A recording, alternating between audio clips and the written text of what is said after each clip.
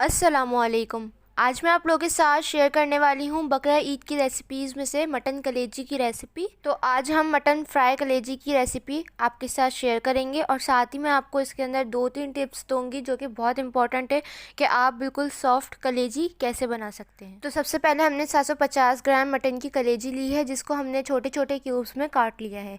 छोटे क्यूब्स में इसलिए काटा है, ये जल्दी गल जाएगी।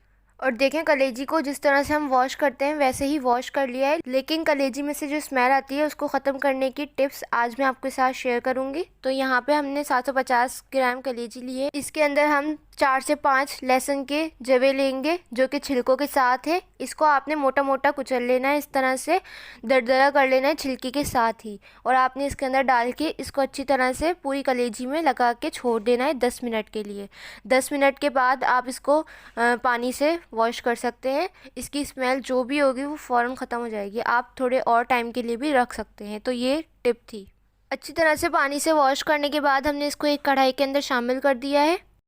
अब इसके अंदर हम 2 टेबल स्पून भर के अदरक लहसुन का पेस्ट शामिल कर देंगे, इससे बहुत अच्छी खुशबू भी आएगी। साथ ही हमने यहाँ पे एक मीडियम साइज़ का टमाटर लिया है, इसको भी काट के शामिल कर देंगे इसके अंदर।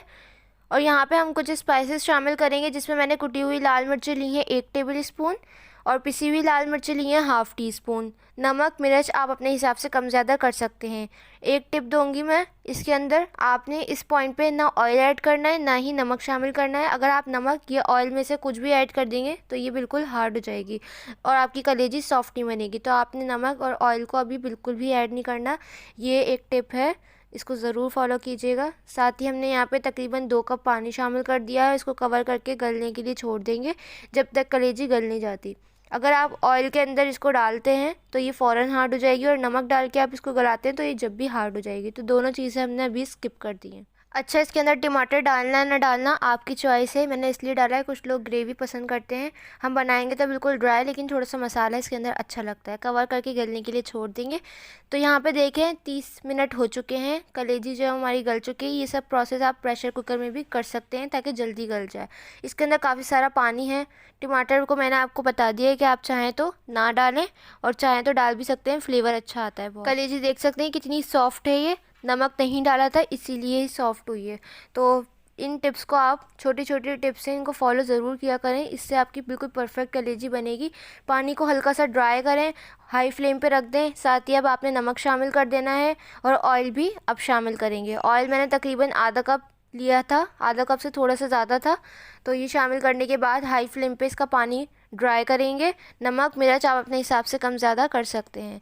अब यहाँ पे हमने थोड़ा सा पानी खुश्क हुआ है तो 2 टेबल स्पून साबित धनिया को हमने बिल्कुल दरदरा सा कूट लिया है, ये इस पॉइंट पे ऐड करेंगे, बहुत ज़बरदस्त खुशबू आएगी। 1 टेबल स्पून पिसा हुआ ज़ीरा ऐड करेंगे, ज़ीरा पाउडर। और यहाँ पे हमने गरम मसाला पाउडर लिया है 1 टीस्पून। ये मेरा होममेड है, इसकी रेसिपी आपको आई बटन में मिल जाएगी, इससे बहुत ज़बरदस्त खुशबू आती है। और यहाँ पे हमने 2 हरी मिर्चों को बारीक रफली काट लिया है, ये भी इसके अंदर शामिल कर देंगे। और इसको डालने के बाद अच्छी तरह से इसको भूनेंगे हाई फ्लेम पे जब तक कि ये ड्राई नहीं हो जाता। तो मैं यहाँ पे तकरीबन 10 से 15 मिनट अच्छी तरह इसको भूनूंगी। जितना भूनेंगे आप, इसका ऑयल अच्छे से निकल के आएगा और फ्लेवर भी बहुत ज़बरदस्त आएगा। तो देखिए तकरीबन 10 से 15 मिनट भूनने के बाद आपने इसके ऊपर लेमन जूस ऐड करना है। तो यहाँ पे मैंने 1 लेमन लिया था, इसको हम स्क्वीज़ कर देंगे, इसका जूस एंड में ऐड करेंगे। इतना कोई ज़बरदस्त फ्लेवर आएगा, आप ज़रूर ट्राई कीजिएगा। बहुत छोटी सी रेसिपी है, हर कोई इसको आसानी से बना सकता है, बिल्कुल भी मुश्किल नहीं है। साथ ही आपने इस पर बारीक कटा हुआ हरा धनिया शामिल कर देना है और 5 मिनट दम पे लो फ्लेम पे छोड़ दें ताकि इसका ऑयल जो है वो सेपरेट हो जाए। 5 मिनट बाद आप इसको देखें, सर्व करें। बेहतरीन रेसिपी है, ज़रूर ट्राई कीजिएगा, मुझे फ़ीडबैक दीजिएगा। अगर आप लोग मेरे चैनल पे नए हैं तो प्लीज़ चैनल को सब्सक्राइब कर दें, इससे मेरी हर न्यू वीडियो का नोटिफिकेशन आप लोगों को सबसे पहले देखने को मिलेगा।